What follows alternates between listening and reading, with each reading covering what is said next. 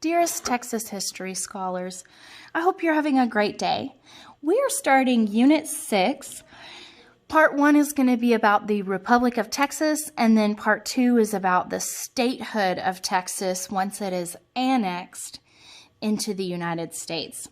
So the first thing that you want to do is make sure that your name is on your paper, and then we're going to look at our timeline. In 1836, Sam Houston is elected president. And then in 1838, we have the second president, a guy named Maribel Lamar. Maribel Lamar is elected. And then in 1840, we have a council house fight. We have the Mir expedition. And then 1841, Sam Houston is elected for his second term. Anson Jones is elected, and he is the last president in 1844. 1845, Texas is annexed into the United States. So I want you to draw a little wedding ring here, because annexation is the same as marriage. It's when Texas becomes a part of the United States. So those territories marry. Individuals, events, and issues during the Republic of Texas era. Sam Houston is our first president. We are only looking at his first term in this section. Down here, we'll look at his second term as president. In his first administration, from 1836 to 1838, Houston focused on forming a government.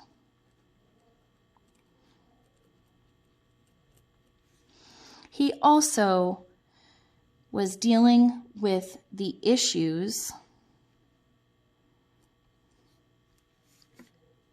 of debt. So Texas didn't have any money, but they still had to pay for the war that they just went through. They still had to pay the army. So this creates an issue of public debt. He has to deal with the army, conflicts with Native Americans and Mexico, and then he also concentrates on selecting a capital for their new country, the Republic of Texas. During his time, he also reinstates the Texas Rangers. That's the same name as the baseball team. I wonder how those two are related. When Sam Houston became president, he dismissed the Army because of its cost and leadership. He replaced them by reinstating the Texas Rangers. He used them to fight the attacks by Native Americans and the Mexican soldiers at the border. So even though Texas had won their independence, there's still angry, like Mexico itself is still angry about their loss, and they're going to still send soldiers as if the war hadn't ended. So there's still Mexican soldiers crossing the border to try to attack Texas. Another thing that Sam Houston dealt with in his first term was Chief Bowles. So because of the Trail of Tears, which I want you to write here, the Trail of Tears is in American history, and we can talk about that if we pause the video. The Trail of Tears took a lot of Comanches to Texas, and Chief Bowles was one of their leaders. So he's a leader of a group of Cherokee that arrived in Texas in 1820. He signs a treaty with Sam Houston during the Texas Revolution saying, you stay over there, I'll stay over here, and we can all live in peace. Maribel Lamar disagrees with this treaty, and so he goes back on the treaty. Maribel Lamar pretty much disliked any and all of Houston's policies. So during his presidency, we call this an administration, He focused on pushing Native Americans further west, and he was committed to public education. He wanted to empower Texans to make money in the future, even though they weren't making money at this time. He wanted to create educated Texans so that they could contribute to the country as a whole. He also focused on building a new capital in Austin, and he significantly increased the debt because he spent a lot of money on war. So he increases public debt, which makes the country actually poorer. Texas has less money after he does all of these things. Sam Houston's second term, also known as his third administration, is from 1841 to 1844. According to the Constitution, a person can't be elected for 2 consecutive, that means back-to-back terms. Most Texans were unhappy with the conflicts during Lamar's administration, and they wanted to re-elect Houston. So Houston's focus during his second term is going to be on returning peace. He's going to try to decrease the public debt, or at least spending in general. And then he decides that Texas needs to be prepared for annexation. So Sam Houston thought all along that Texas should just get married to the United States and that would solve their money problems. So during his second presidency, he prepares Texas for that. The Texas Rangers and the Mir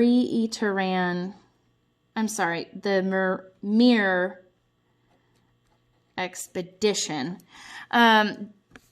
So during Lamar's presidency, we had the Santa Fe expedition. And then after the Santa Fe expedition, then Mexico begins to invade Texas. Houston sends the Texas Rangers to guard the border, and then the threat of Mexican invasion is over. Going to the next page, 300 Texans remained, and then they marched to Mir, which is inside of Mexico.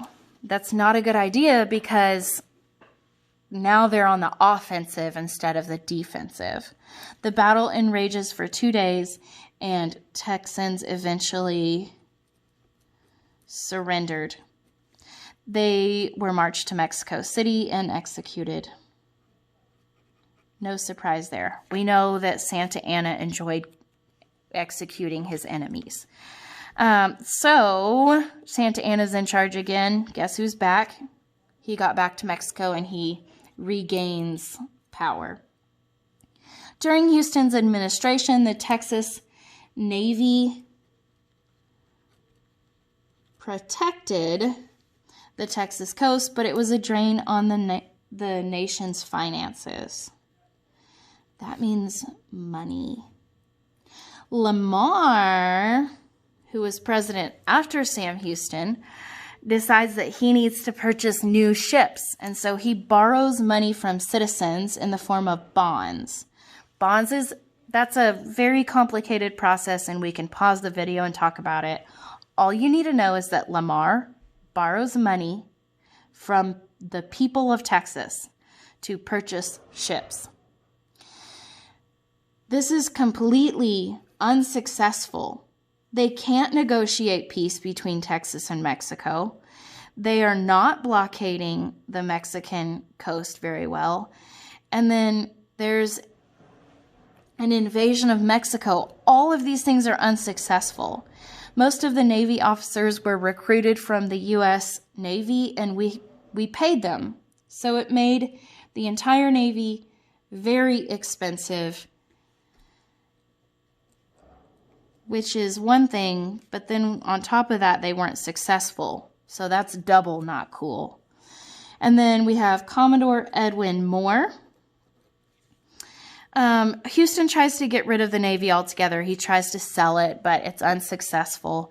And then eventually when they're annexed, which means married, then the Navy just becomes part of the U.S. Navy. So that problem eventually solved itself.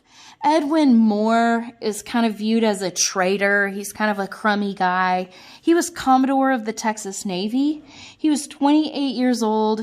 He spoke fluent Spanish and English. To speak something fluently means it's frequently and you're pretty accomplished in it.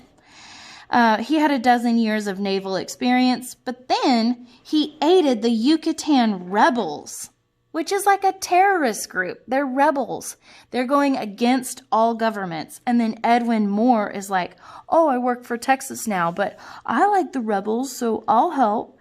And so that's on him. Like, he should not have done that. And so he gets fired, and then he gets court-martialed, which means he has to show up in court and testify for supporting the Yucatan rebels. He gets in big trouble for that. He is definitely viewed as a traitor. Our next guy is Jose Antonio Navarro. He serves as a San Antonio representative in the Texas Congress, and he also is an advocate and protector of Tejano land claims and other rights. He is seen as a voice of Tejanos during this time. He was a supporter of Maribel Lamar and a critic of Sam Houston. That means he didn't like Sam Houston. So he liked Lamar, he didn't like Sam Houston. He was chosen as one of President Lamar's commissioners to accompany the Texan Santa Fe expedition, which we'll talk about in a second. And then he was also a delegate to the Convention of 1845, which decided annexation. He helped write the state constitution, which is sort of like the opposite of the Declaration of Independence. It's like saying, now that we're part of this group, this is how we're going to act. So that's a state constitution. Jose Antonio Navarro also served in the Texas Senate. Next, we're going to talk about the Cordova Rebellion. And this is going to talk about racial and ethnic groups. Anytime that you combine culture groups, it's going to cause conflicts. And we've seen that over and over again in Texas history and in history in general. After the Texas Revolution, there was an influx, that means an increase, of Americans, specifically Anglo-Americans, to Nacogdoches, which is a town that's still there in East Texas. The population in Nacogdoches was primarily Mexican. So when you have these two culture groups come together, it's going to cause some issues. Some Mexicans living in Nacogdoches remained loyal to Mexico. So they thought that Mexico was still in charge and they were acting as if the Texas Revolution hadn't taken place. One loyalist was Vincent Cardova. Vincent Cardova, along with some neighboring Native Americans who were loyal to Mexico, began to organize a group of almost 400 people near the Angelina River. Before anything happened, the group was defeated, but the major result is that this has some lasting distrust of people based on skin color, based on ethnicity, which is also known as racism.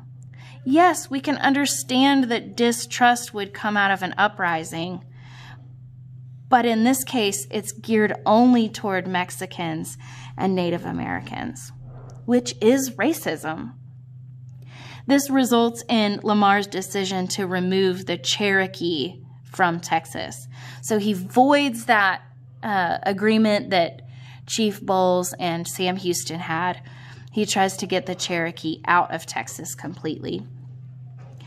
And the end result is that this leaves a lot of Anglo-Americans that generally distrust Mexicans. They generally distrust Native Americans.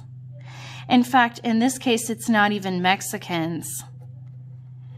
It's Tejanos, which makes more sense why they would need someone to stand up for their beliefs, like the person on the last page, Jose Antonio Navarro.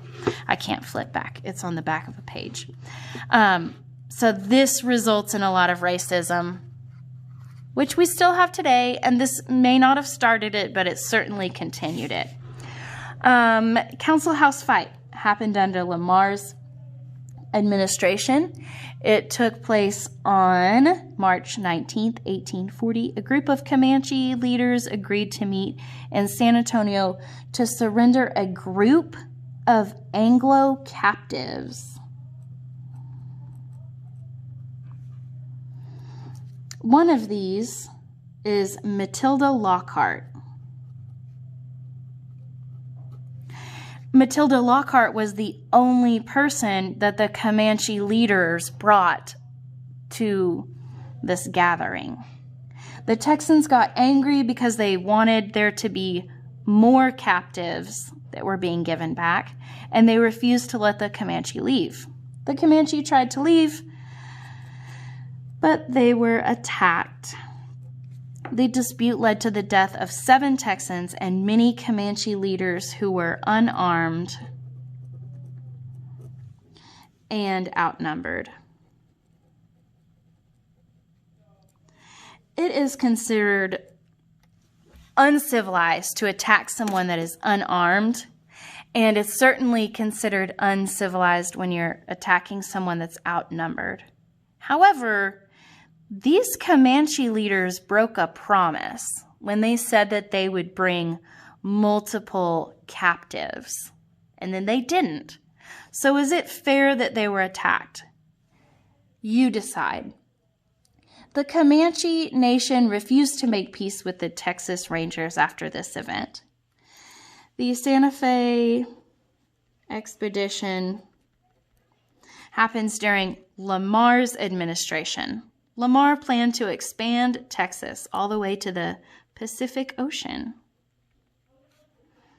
He had his own manifest destiny, but just for Texas.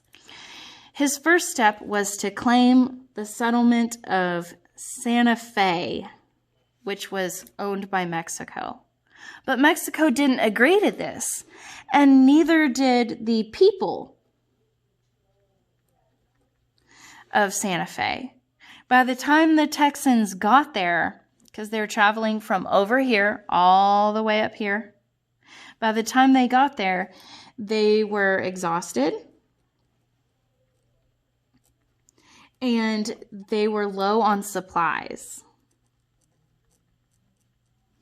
The Texans were immediately captured